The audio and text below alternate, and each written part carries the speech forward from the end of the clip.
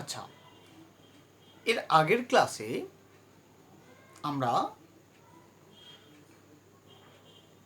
নেপোলিয়নের মহাদেশীয় অবরোধ প্রথার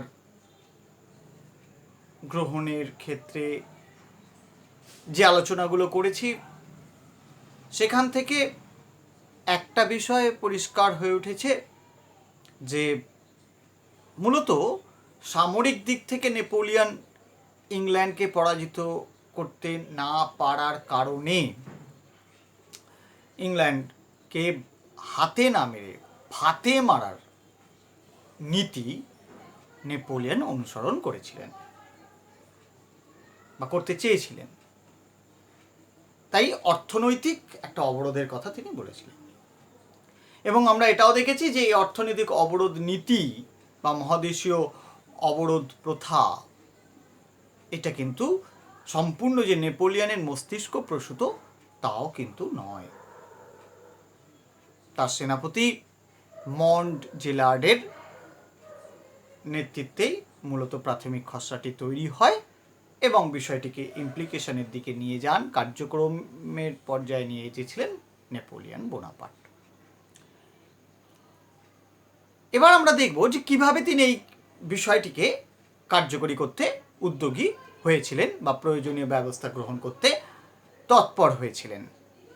সেক্ষেত্রে আমরা দেখতে পাই যে প্রথমে তিনি চারটে এক্ষেত্রে টোটাল 4টে ডিক্রি তিনি জারি করেন। ডিক্রি মানে হুকুমনামা, মহাদেশীয় অবরোধ প্রথার সঙ্গে এটা ওতপ্রোতভাবে যুক্ত।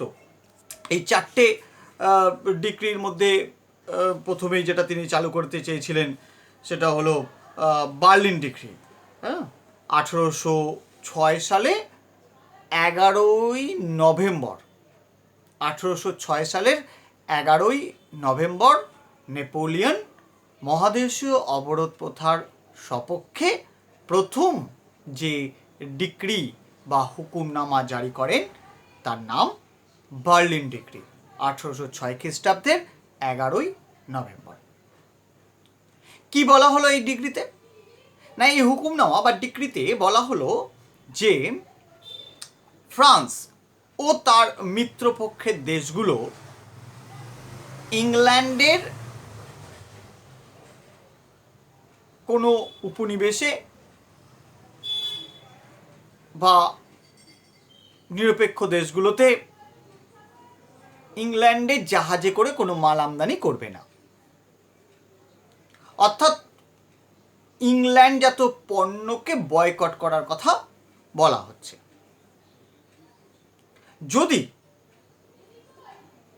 শুধুমাত্র যে জাহাজে করে মাল আসবে তাই নয়, ইংল্যান্ড থেকে মালটা নেওয়ার বন্ধ করবে তাই নয়, যে জাহাজে করে ইংল্যান্ডের পণ্য যদি আসে তাহলে সেই পণ্যগুলোকে পর্যন্ত এবং জাহাজটিকে আটক করা হবে, বাজেয়াপ্ত করে নেওয়া হবে তার পণ্যাদি। এই ডিগ্রিটা উনি জারি করলেন। তাহলে এক কথায় কি বলা হলো, ফ্রান্স তার মিত্রপক্ষ দেশ এবং নিরপেক্ষ দেশগুলো কেউই ইংল্যান্ডের মাল আমদানি করতে পারছে না। এই ব্যবস্থা রাশিয়া, বিশেষ করে টিলজেটের সন্ধির পর অস্ট্রিয়া, রাশিয়া এই সমস্ত দেশগুলো মেনে নিতে বাধ্য হয়েছিল। ইংল্যান্ড তো আর চুপ করে বসে থাকবে না, তার পণ্যদি আটকে গেলে। এটার বিরুদ্ধে ইংল্যান্ড 1807 খ্রিস্টাব্দে অর্ডার্স ইন কাউন্সিল জারি করেন। এই অর্ডার্স ইন কাউন্সিলে একটা বিষয় খুব স্পষ্ট হয়ে ওঠে।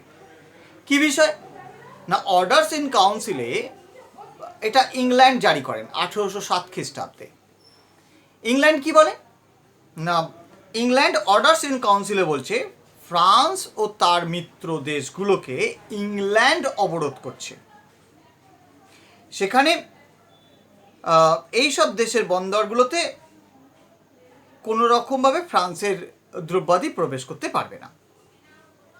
যদি কোনো নিরপেক্ষ দেশ ফ্রান্স বা তার মিত্র দেশ থেকে পণ্যাদি আমদানি করতে চায় তাহলে ইংল্যান্ডের আগে পারমিশন লাগবে, লাইসেন্স নিতে হবে ইংল্যান্ড থেকে, তবে তারা ফ্রান্স বা অন্যান্য মিত্রপক্ষের দেশগুলোর কাছ থেকে, ফ্রান্সের সহযোগী দেশের কাছ থেকে পণ্য আমদানি করতে পারবে।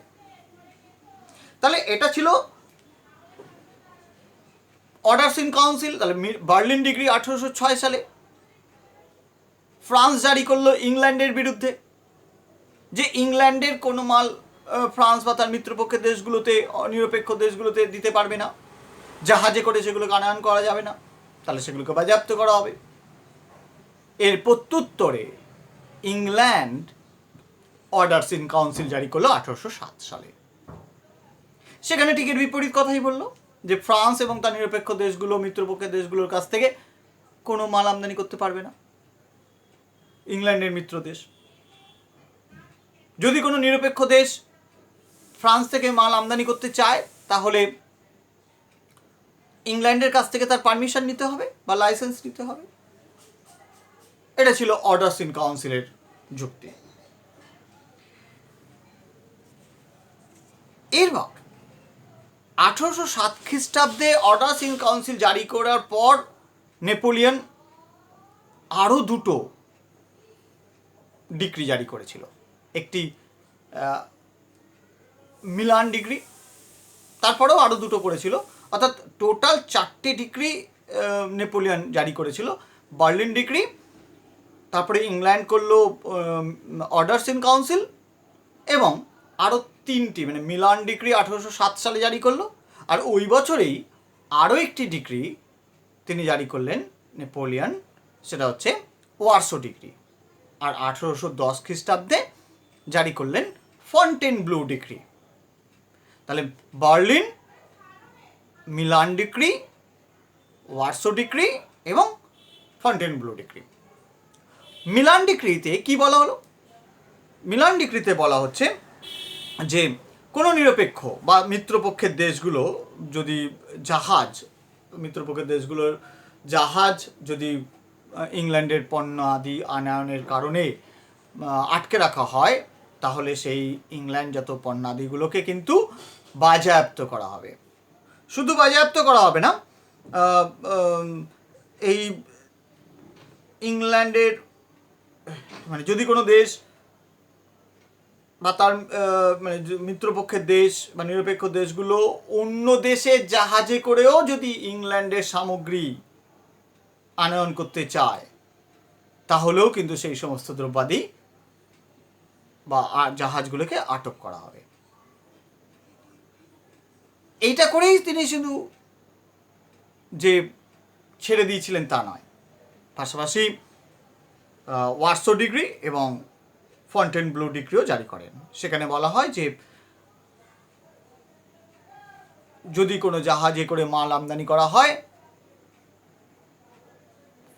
তাহলে ইংল্যান্ডের মাল আমদানি করা হয়, তাহলে সেই পণ্যাদিগুলোকে অগ্নিসংযোগ পর্যন্ত করা হবে। অর্থাৎ কোনোভাবেই সেই ইংল্যান্ডজাত পণ্য কিন্তু মার্কেটে আসতে পারবে না বা বাজারে আসতে পারছিল না। এই 4টে ডিক্রি নেপোলিয়ন জারি করলেন। এক কথায় Berlin decree, Milan decree, Warsaw decree এবং ফন্টেনব্লু ডিক্রি। 1806 বার্লিন ডিক্রি, 1807 দুটো ডিক্রি, একটা হচ্ছে মিলান ডিক্রি এবং ওয়ারসো ডিক্রি, আর 1810 ফন্টেনব্লু ডিক্রি। আর এদের বিরুদ্ধে, অর্থাৎ মহাদেশীয় নেপোলিয়নের এই ডিক্রিগুলোর বিরুদ্ধে একটা ডিক্রি অবশ্য তিনি নেপোলিয়নের বিরুদ্ধে ইংল্যান্ড জারি করেছিল, সেটা হচ্ছে নেপোলিয়নের বিরুদ্ধে না, ফ্রান্সের বিরুদ্ধে, সেটা হলো অর্ডার্স ইন কাউন্সিল। এটা ব্রিটিশরা জারি করেছিল বা ইংল্যান্ড করেছিল। আর এই 4টে ডিক্রিকে মিলে যে প্রথা বা সিস্টেম গড়ে উঠেছিল, এটা কি বলা হয়ে থাকে? কন্টিনেন্টাল সিস্টেম বা মহাদেশীয় অবরোধ ব্যবস্থা। তাহলে তোমরা বুঝতে পারলে যে মহাদেশীয় অবরোধ ব্যবস্থা কি, কে জারি করছে, কিভাবে খসড়াটা হচ্ছে, 4টে ডিক্রিগুলো কি কি। এবার আমরা যেটাতে আসবো সেটা হচ্ছে যে ডিক্রি তো জারি করলো, এটা কি বাস্তবায়িত হয়েছিল? যদি বাস্তবায়নের দিকে দেখি, তাহলে কিন্তু তাৎক্ষণিক একটা প্রতিক্রিয়া ছিল। তাৎক্ষণিক প্রতিক্রিয়ার মধ্যে যেটা পড়ে যে ফ্রান্স যখনই ঘোষণা করলো নেপোলিয়নের ভয়ে ইউরোপের বিভিন্ন দেশ, বিশেষ করে যে সমস্ত দেশগুলো নেপোলিয়নের কাছে পরাজিত হয়েছিল যুদ্ধে, তারা বিভিন্ন সন্ধির মাধ্যমে এই ডিক্রি প্রথমে ইউরোপের কিছু দেশ মেনে নিতে বাধ্য হলো। তাদের মধ্যে রয়েছে রাশিয়া, প্রাশিয়া, তারপরে হচ্ছে হোলিগোল্যান্ড। ওলন্দাজরা মানতে চায়নি, সৈন্য পাঠিয়ে তাকে দখল করার চেষ্টা করা হয়। পর্তুগাল দখল করার চেষ্টা করা হয়। স্পেন, এরা সব দেশ যে মানতে চেয়েছিল তা নয়। পোপের রাজ্য মানতে চায়নি, নেপোলিয়ন তখন পোপের রাজ্য আক্রমণ করার সিদ্ধান্ত গ্রহণ করেছিল, ফরাসি সেনাদল পাঠিয়েছিল। তাহলে ইউরোপের এই সমস্ত দেশগুলোতে কিন্তু কিছুটা হলেও প্রাথমিক পর্যায়ে নেপোলিয়নের এই ব্যবস্থা কার্যকরী হয়েছিল। অপরদিকে ইংল্যান্ডের অবস্থা কি না, অপরদিকে কিন্তু ইংল্যান্ড এই ডিক্রি জারি এই প্রথম দিকে প্রাথমিক পর্যায়ে অর্থনৈতিক সমস্যার সম্মুখীন হচ্ছিল। ইংল্যান্ডে মাল আমদানি বন্ধ হয়ে গেছিল, ব্যবসা বাণিজ্য হঠাৎ করে কিছুটা পরিমাণে ক্ষতিগ্রস্ত হয়েছিল। কলকারখানাগুলো ক্ষতিগ্রস্ত হওয়ায় দেশে চরম খাদ্য সংকট দেখা দেয়। কারখানাগুলো বন্ধ হওয়ার কারণে শ্রমিক ছাঁটাই হয়, বেকারত্ব বৃদ্ধি পায়। আভ্যন্তরীণ ক্ষেত্রে ইংল্যান্ডকে কিছুটা সমস্যায় জর্জরিত হতে হয়। কিন্তু এই সমস্যাগুলোকে ধীরে ধীরে ইংল্যান্ড কাটিয়ে উঠতে সক্ষম হয়।